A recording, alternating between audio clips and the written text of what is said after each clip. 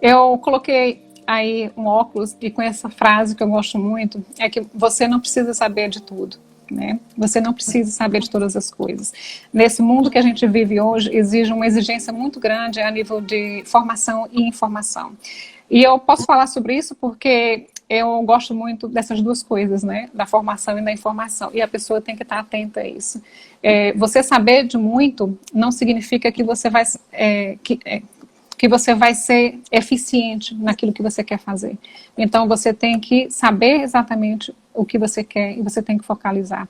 Você não precisa saber de todas as respostas em relação aos desafios e as dificuldades, as mudanças. A gente vive num mundo que ele não é previsível, né? A gente vive num mundo VUCA, que eles falam, né? Que é um mundo volátil, incerto, né?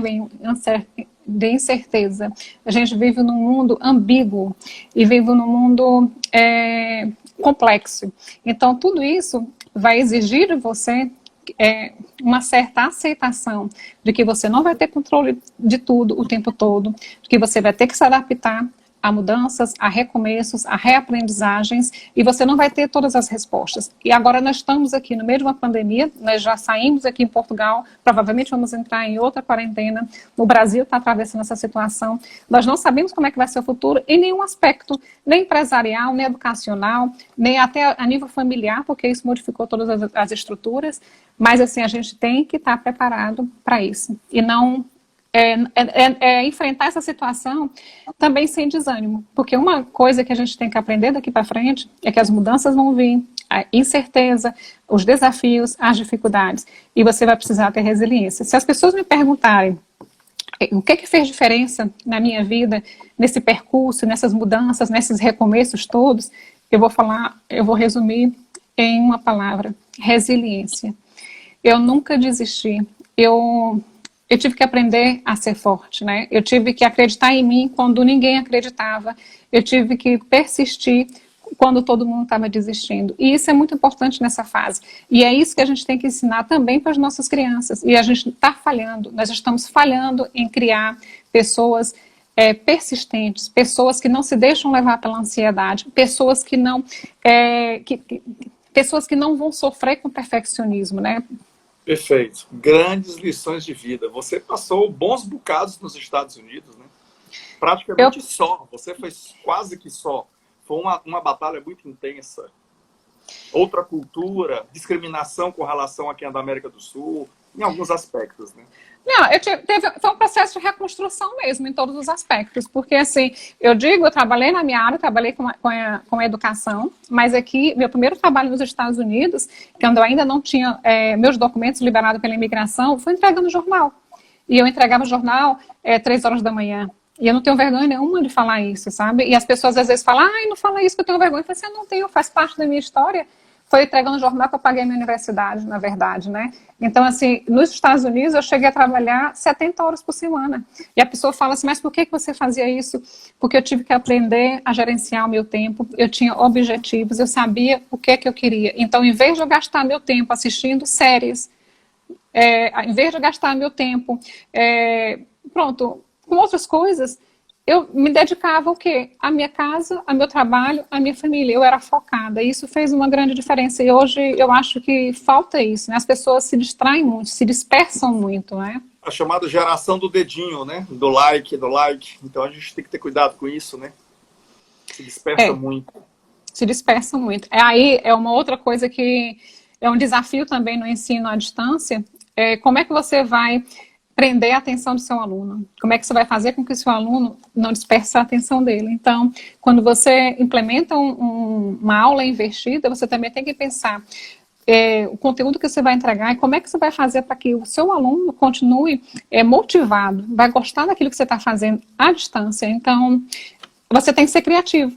Agora, se, no meu caso, que eu fui criada numa escola tradicional, onde não foi estimulada a criatividade, eu tive muita dificuldade.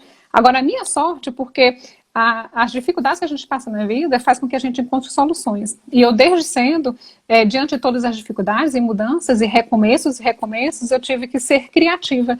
E a criatividade não é você pintar quadros e não é você saber mexer com arte. A criatividade é você encontrar alternativas. Então, quando as pessoas falam, eu preciso de um funcionário que seja criativo, ele não está falando que você quer um funcionário que saiba pintar, né? Ele está falando que o que você quer dizer é que você quer um funcionário que sabe encontrar soluções. E uma pessoa criativa, ela olha para uma situação e ela descobre alternativas, e ser criativa é isso. Quando as pessoas falam na questão do autoestudo, e no Brasil é muito o que a gente faz, os alunos, o brasileiro lê muito pouco, né? Mas, assim, dentro da escola, quando a gente está estudando, o que é que a gente faz? Resumo, e depois a gente marca, né? A gente faz um highlight naquilo que a gente acha que é importante. E tem gente que pensa que está aprendendo assim. Então, eu queria colocar aí, fazer uma observação, que, na verdade, esse é o método mais ineficiente, né? Então, assim, a gente não vai ter tempo para poder falar sobre método de estudo, mas seria bom que as pessoas procurassem um pouquinho mais de informação e compreender que aquilo que a gente acreditava que funcionava, talvez não esteja funcionando. A neurociência veio aí para comprovar que o nosso cérebro trabalha de uma forma diferente e ele não combina com aquele modelo tradicional de ensino. Com certeza, vamos marcar uma nova live para tratarmos sobre este assunto. E aí eu coloquei aqui um outro exemplo, porque no exemplo anterior ele falava que a pessoa aprende 90% quando está ensinando, né? E aqui um novo estudo vem falando aqui que a pessoa aprende mais na prática, praticando, né? Então existe aqui essas duas vertentes. Quando você ensina algo para alguém, para você poder ensinar, aquele conteúdo tem que estar muito bem elaborado na sua cabeça, né? Então, assim, você só ensina realmente aquilo que você sabe, ou aquilo que você é. Maravilha. Professora Fabiana Louçana, por incrível que pareça, já estamos com 61 minutos de live. Nossa! Quero lhe dizer que o papo é tão gostoso, tão interessante, aprender com a sua bagagem, com as suas experiências de ter vivido em diferentes países, em praticamente 3 continentes, se considerarmos o Brasil, a América do Sul, Estados Unidos do Norte, a Europa, e só temos ali a agradecer. E eu só queria, eu acho privilégio enorme, tem uma figura final para você. Exatamente. Você quer que eu coloque agora? Eu quero colocar a minha figura, a imagem que eu escolhi para poder terminar esse bate-papo, na verdade, né? Pronto. Quando as pessoas me perguntam quando é que você começa a fazer a mudança no ensino e onde é que eu começo? Porque o fim, eu já disse, não tem fim. O ensino, ele é contínuo. Você aprende sempre e vai ter sempre que reaprender, sempre que se reinventar. Mas como é que você começa? Você começa dentro do berço e tirando a criança do berço, né? Colocando a criança do lado de fora. A gente tem que investir na criação de pessoas, de crianças autônomas, de crianças criativas, de crianças que experimentam. Não podar a criança no nascimento, né? Para depois exigir na vida adulta que ela seja aquilo que ela não aprendeu. E eu queria falar que os direitos autorais dessa foto são meus, porque essa é a minha neta. Meus parabéns. Meus parabéns. Você me fez lembrar uma pessoa que eu gosto muito, que tem um carinho especial.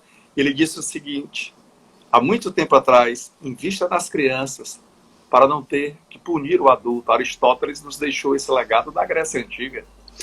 Isso é verdade. E assim, Zé Filho, eu vou falar aqui para poder terminar. Eu sou neuropsicopedagoga e a neuropsicopedagogia, ela trabalha com a intervenção e com a avaliação das dificuldades de aprendizagem. E depois de ter feito todos esses estudos, essas especializações, eu decidi que eu vou trabalhar naquilo que eu comecei, na educação infantil. E as pessoas perguntam, mas por que você vai fazer isso? Eu vou fazer porque eu não quero esperar que a criança desenvolva uma dificuldade. Eu quero prevenir